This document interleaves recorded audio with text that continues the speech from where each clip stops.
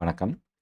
அமெரிக்காவோட central bank federal reserve 25 basis points interest rate குறைச்சு, interest rate range வந்து 4லிருந்து 4.25%க்கு ரிட்டெயின் பண்ணியிருக்கிறாங்க.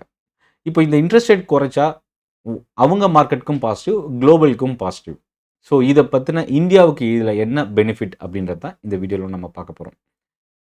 இதுல 2வது விஷயம் என்னன்னா, இன்னும் 2 ரேட் கட் இந்த வருஷம் இருக்கு அப்படின்றத மென்ஷன் பண்ணியிருக்கிறாங்க.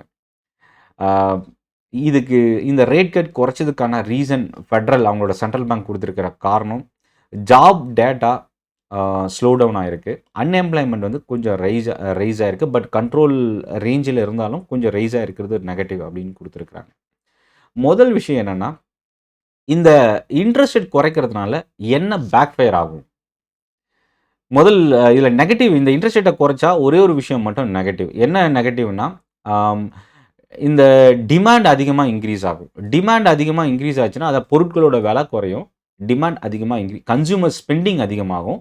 அப்படி கன்சியூமர் ஸ்பெண்டிங் அதிகமாகும்போது, பிரைஸ் அதாவது இன்ஃப்ளேஷன் அதிகமாகறதுக்கு வாய்ப்பு இருக்கு. இதையும் வந்து பார்த்தீங்கன்னா, ஃபெடரல் ரிசர்வோட ஸ்டேட்மெண்ட்ல அவங்க மென்ஷன் பண்ணியிருக்கிறாங்க. பட் ஆனா இப்போதைக்கு கண்ட்ரோல் ஸ்டேஜ்ல இருக்கிறதுனால, இந்த இன்ட்ரெஸ்ட் ரேட் நாங்க குறைச்சிருக்கிறோம். இன்னும் 2 ரேட் கட் வரும்.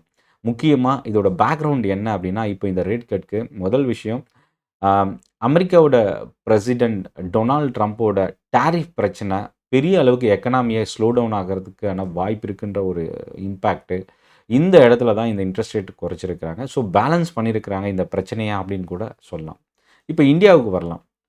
முதல் விஷயம் இதில் அவங்க கொடுத்துருக்கிறதுல யூஎஸ் ஸ்டாக்ஸ் வந்து ரொம்ப அட்ராக்டிவ் ஸ்டேஜில் வரும். இது முதல் விஷயம் அவங்களுக்கு. 2வது வந்து பார்த்திங்கன்னா, அவங்களோட லோன் வந்து பார்த்திங்கன்னா இன்ட்ரெஸ்ட் ரேட் வந்து ரொம்ப குறையிறதுக்கு வாய்ப்பு இருக்கு.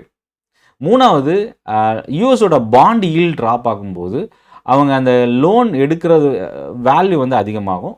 அதே மாரி டிமாண்ட் அதிகமாகறதுக்கும் சான்சஸ் இருக்கு. இப்போ இந்தியாவுக்கு வரலாம்.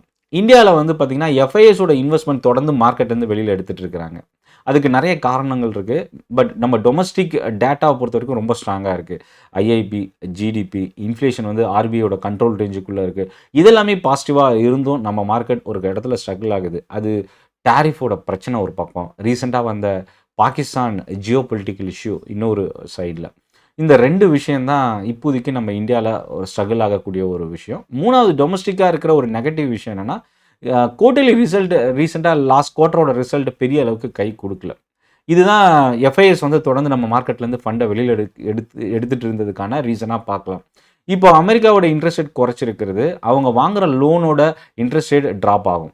அப்படி ட்ராப் ஆகும்போது, அத வெளிநாட்டிலயோ இல்ல ஃபாஸ்ட் குரோயிங் எக்கானமில அவங்க இன்வெஸ்ட் பண்றதுக்கு வாய்ப்பு இருக்கு.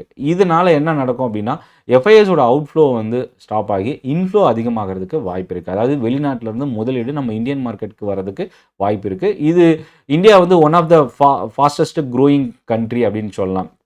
ஏசியன் கான்டினென்ட்லயும் சரி, நம்ம எ அ இந்தியாவ பொறுத்தவரைக்கும்.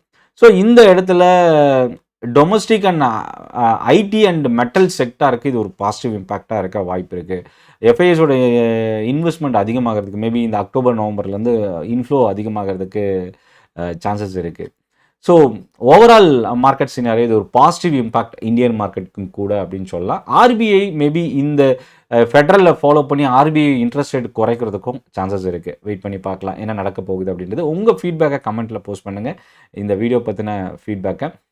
Telegram group Chennai trading academy maybe market updates, news நீங்க ரிசீவ் பண்ணணும் அப்படின்னா லிங்க் டிஸ்கிரிப்ஷன்ல இருக்கு. நீங்க யூஸ் பண்ணிக்கலாம். நன்றி, வணக்கம்.